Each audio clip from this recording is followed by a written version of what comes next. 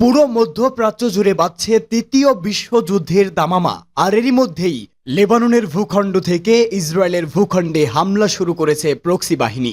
আর এরই মধ্যেই আমাদের হাতে এসে পৌঁছেছে গুরুত্বপূর্ণ আন্তর্জাতিক সংবাদ।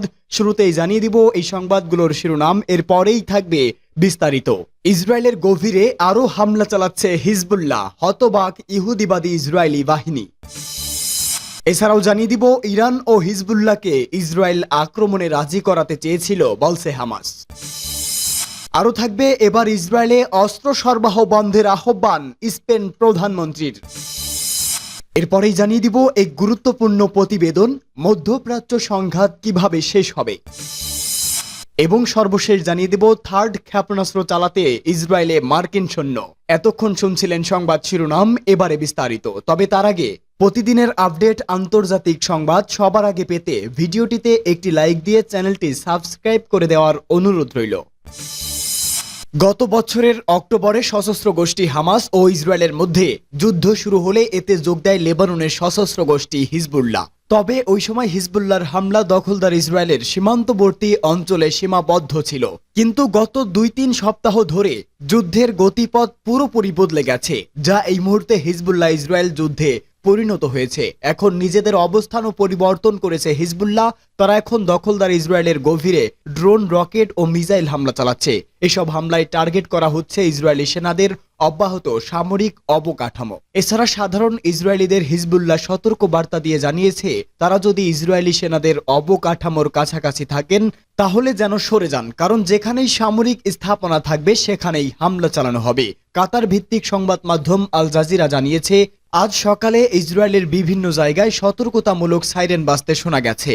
আর যেসব জায়গায় সাইরেন বেজেছে সেগুলো কোনো সীমান্ত এলাকা নয়, সেগুলো সীমান্ত থেকে অনেক গভীর অঞ্চলে। ইসরায়েলি সেনারা লেবাননে সরাসরি হামলা না চালানোর আগে এসব জায়গায় হিজবুল্লাহর যোদ্ধারাও হামলা চালায়নি। গত কয়েকদিনে ইসরায়েলের হামলায় হিজবুল্লাহর উচ্চ পদস্থ সব কর্মকর্তা ও কমান্ডার প্রাণ হারালেও এখনও তারা সক্রিয় রয়েছে। হিজবুল্লাহ তাদের সর্বশেষ সতর্কতায় এমন বলেছে যে এখন পর্যন্ত ইসরায়েলে তারা যেসব রকেট ছুড়েছে সেগুলো তাদের কাছে থাকার রকেটের খুবই সামান্য পরিমাণ। যদি ইসরায়েলি বাহিনী লেবাননে হামলা বন্ধ না করে তাহলে তাদের কাছে থাকা সব রকেট ব্যবহার করা হবে। সূত্র আল জাজিরা। ইরান ও হিজবুল্লাহকে ইসরায়েল আক্রমণে রাজি করতে চেয়েছিল বলছে হামাস। গত বছরের 7 অক্টোবর ইসরায়েলের দক্ষিণাঞ্চলে সীমান্ত পেরিয়ে অতর্কিত হামলা চালায় ফিলিস্তিনি প্রতিরোধ আন্দোলন হামাস। পাল্টা হামলায় পুরো গাজা এখন যুদ্ধ বিধ্বস্ত, মৃত্যুপুরী। টানা 1 বছর ধরে চলমান ইসরায়েলের এই আগ্রাসন কবে থামবে তার সুনির্দিষ্ট কোনো লক্ষণ টের পাওয়া যাচ্ছে না।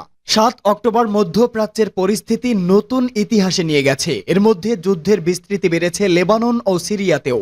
এদিকে এক প্রতিবেদনে মার্কিন সংবাদ নিউ ইয়র্ক টাইমস দাবি করেছে, হামাস 7 অক্টোবরের দক্ষিণ ইসরায়েলে হামলার পরিকল্পনা করেছিল 2 বছরেরও বেশি সময় ধরে। এছাড়া ইরান ও হিজবুল্লাহকে আক্রমণে অংশ নিতে রাজি করার চেষ্টা চালাতে গিয়েই এই হামলা 1 বছর পিছিয়ে যায়। প্রতিবেদনের ভিত্তিতে দাবি করা হয়, গত জানুয়ারিতে গাজায় জব্দ করা কম্পিউটারে একটি গোপন বৈঠকের ভিডিও পায় ইসরায়েল। সেখানে ইসরায়েলি হামলার ব্যাপারে চাঞ্চল্যকর ওই বিষয় উঠে আসে। তবে ইতোমধ্যে জাতিসংঘ ইরানের মিশন ওই প্রতিবেদনটি প্রত্যাখ্যান করেছে। একই সঙ্গে বলেছে, ইরান বা হিজবুল্লাহকে ইসরায়েলে হামলার সঙ্গে যুক্ত করার কোনো দাবি আংশিক বা সম্পূর্ণ বিশ্বাসযোগ্য নয়। পুরো প্রতিবেদনটি বানোয়াট নথি থেকে এসেছে।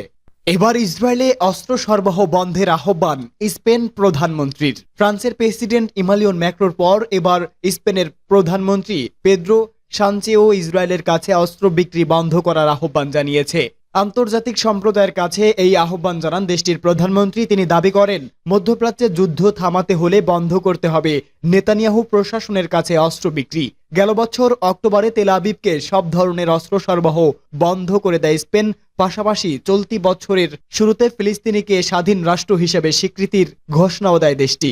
স্প্যানিশ প্রধানমন্ত্রী বলেন, মধ্যপ্রাচ্যে যা ঘটছে তা বিবেচনা করে আন্তর্জাতিক সম্প্রদায়ের উচিত ইসরায়েলি সরকারের কাছে অস্ত্র রপ্তানি বন্ধ করা। এর আগে গত 5 অক্টোবর এক সাক্ষাৎকারে ইসরায়েলের বিরুদ্ধে অস্ত্র নিষেধাজ্ঞা আরোপের আহ্বান জানান ফরাসি প্রেসিডেন্ট ইমানুয়েল ম্যাক্রো। বিবিসির বিশ্লেষণ, মধ্যপ্রাচ্যে কিভাবে সংঘাত শেষ হবে। 1 বছর আগে ছবিগুলো ছিল চরম নির্মম।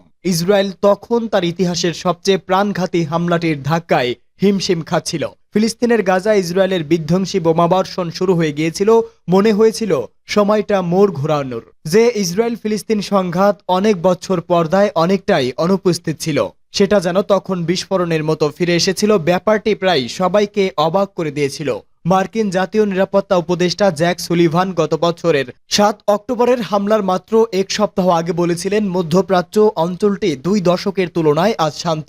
তার এই উক্তিটির স্মরণীয় হয়ে আছে সুলিভানের এমন ঘোষণার পর 1 বছর ধরে ওই অঞ্চলে আগুন জ্বলছে। 1 বছরের বেশি সময় ধরে গাজা ইসরায়েলের নির্বিচার হামলায় 42,000-এরও বেশি ফিলিস্তিনি নিহত হয়েছে। উপত্যকার 20 লাখ মানুষ বাস্তুচ্যুত হয়েছে। পশ্চিম তীরে নিহত হয়েছে আরও 600 ফিলিস্তিনি। লেবাননে ইসরায়েলি হামলায় 2,000-এরও বেশি মানুষ নিহত হয়েছে, বাস্তুচ্যুত 10 লাখ মানুষ। গত বছরের 7 অক্টোবর ইসরায়েলে হামাসের চালানো হামলায় 1,200 জনের বেশি মানুষ নিহত হন। এরপর গাজায় যুদ্ধে গিয়ে ইসরায়েলের 350 জনের বেশি সেনা নিহত হয়েছে।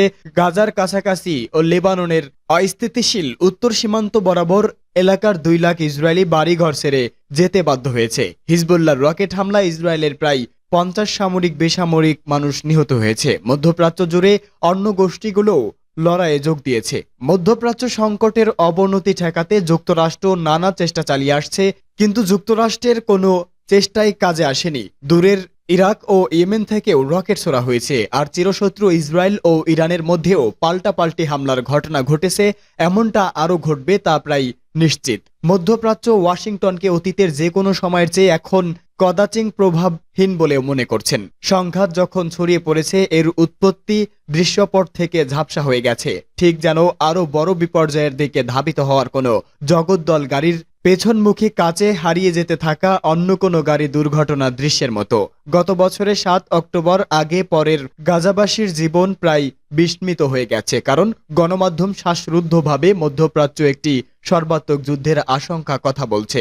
7 অক্টোবরের ঘটনায় কিছু ইসরায়েলি জীবনও উলটপালট হয়ে গেছে, তারা একইভাবে অবহেলিত বোধ করছে। ইসরায়েলি জিম্মি অনেকের মতে 1 বছর আগে হামাসের চালানো হামলাটি ছিল ইহুদি রাষ্ট্রকে ধ্বংসের জন্য ইসরায়েলের শত্রুদের প্রথম পদক্ষেপ।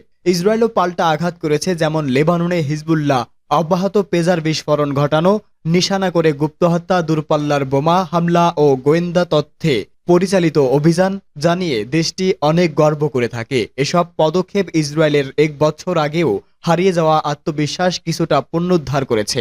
নেতানিয়াহু আত্মবিশ্বাসের সঙ্গে সম্প্রতি ঘোষণা দিয়েছিল, মধ্যপ্রাচ্যে এমন কোনো জায়গা নেই যেখানে ইসরায়েল পৌঁছাতে পারে না। গত বছরের 7 অক্টোবরের পর কয়েক মাস নেতানিয়াহুর সমর্থন তলানিতে নেমে গিয়েছিল, এখন তা ধীরে ধীরে বাড়ছে। এটি হয়তো তার জন্য আরও দুঃসাহসী পদক্ষেপের ছাড়পত্র।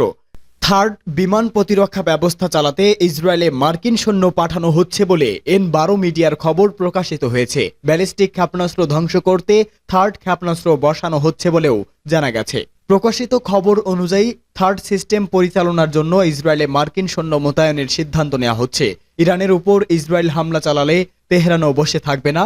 সেক্ষেত্রে সম্ভাব্য ইরানি হামলা প্রতিহত করার জন্য থার্ড বিমান প্রতিরক্ষা ব্যবস্থা দরকার বলে মনে করা হচ্ছে। উল্লেখ, গত বছরের 7 অক্টোবর ফিলিস্তিন প্রতিরোধ আন্দোলন হামাসের হামলার পর মার্কিন প্রতিরক্ষামন্ত্রী লয়েড অস্টিন ইসরায়েলে থার্ড সিস্টেম মোতায়েনের নির্দেশ দিয়েছিল বলে foundation for defence of democracy জানিয়েছে। এএফডিডি জানায়, ওই সময় মার্কিন বাহিনীর সুরক্ষার জন্য মধ্যপ্রাচ্য জুড়ে আরও প্যাট্রিয়ট ব্যাটালিয়ন মোতায়েনের আহ্বান জানিয়েছিল। থার্ড সিস্টেমকে মার্কিন ব্যালিস্টিক ক্ষেপণাস্ত্র প্রতিরক্ষা ব্যবস্থা মধ্যস্থর বিবেচনা করা হয়। ওই মোবাইল সিস্টেমের মাধ্যমে ব্যালিস্টিক ক্ষেপণাস্ত্র ধ্বংস করা যায়। যুক্তরাষ্ট্র 2019 সালে সৌদি আরবের নিরাপত্তা জোরদার করার জন্য থার্ড সিস্টেম পাঠিয়েছিল। ওই সময় সৌদি আরবের তেল স্থাপনায় একটি ইরানি হামলা হয়েছিল বলেও জানা গেছে। এক বিবৃতিতে মার্কিন প্রতিরক্ষামন্ত্রী ডক্টর মার্ক টি এসপার বলেন, ইসরায়েলে সৈন্য পাঠানোর মার্কিন সিদ্ধান্তটি তেল আবিবের প্রতি ওয়াশিংটনের সমর্থনে সর্বশেষ ইঙ্গিত। তিনি বলেন, ইসরায়েলে 3000 মার্কিন সৈন্য পাঠানো হতে পারে। তিনি আরও বলেন, ইরানি উস্কানির ফলে ওই অঞ্চলে আরও বেশি মার্কিন সহায়তার প্রয়োজন হয়ে পড়েছে। উল্লেখ, সংযুক্ত আরব আমিরাত 2012 সালে থার্ড সিস্টেম কেনার চেষ্টা করেছিল। এজন্য তারা $1.135 বিলিয়ন বেশি দিতে চেয়েছিল বলে ডিফেন্স সিকিউরিটি কোঅপারেশন এজেন্সি জানিয়েছে। সূত্র জেরুজালেম পোস্ট।